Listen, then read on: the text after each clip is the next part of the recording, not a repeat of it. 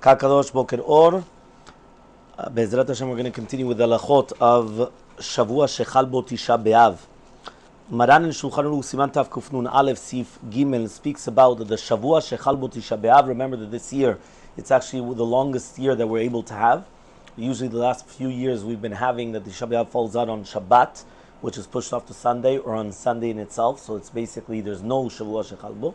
This year, since Tisha B'Av falls out on Wednesday night, Thursday, so it's the longest Shavua Shechal Bo that we are going to have. And what happens is that Maran says we're not allowed to take haircuts, we're not allowed to wash our clothing. Even if you don't want to wear it now, you're not allowed to wash clothing.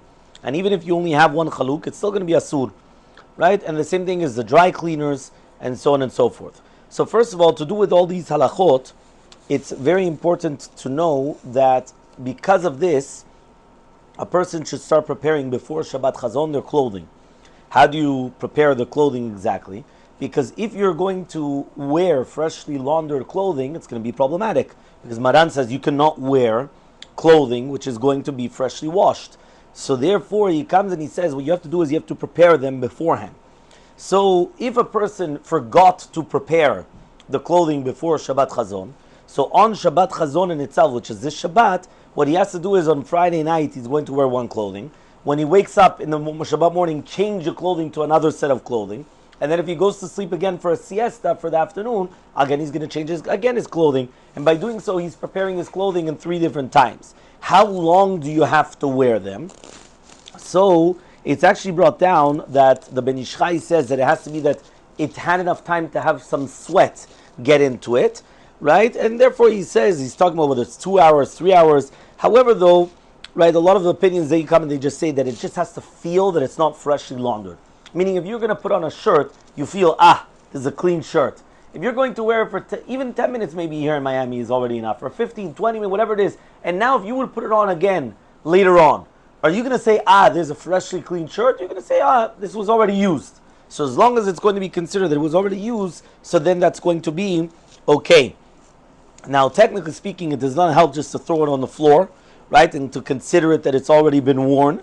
However, though, if a person does forget, so then he puts it on the floor or whatever, and he starts putting it so keilu that it's already been dirty or it's not that clean when he's going to be wearing it. There's going to be another machloket also to do with the entire concept of underclothing. Do you need to come and change your underclothing or not? According to the Ben Ish Chai, you do need to change your underclothing. But Rav Ovadia wanted to say that Mikar Adin, since the underclothing anyway, especially here, we come and we change them every single day in order to be clean, so therefore we do not need to come and change the underclothing, right? We're able to use the same underclothing, right? Why? He says it's because it's not that, it's something that it's considered a ta'anug, that you're enjoying yourself and you're benefiting when you're putting this underclothing. So therefore you don't have, right, that problem. Now this is all to do with the entire concept of preparing our clothing.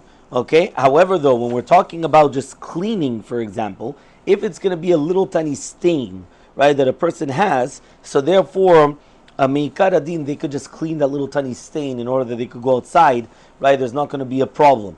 Okay. Why? Because they say that it's not that you're washing the entire clothing. You just have a little tiny thing that got a little bit dirty. So you just clean it in order that you're able to go outside and you're not going around with a dirty clothing. So that you are able to do because of kavod habriot, there's not going to be a problem. Okay, have a wonderful day.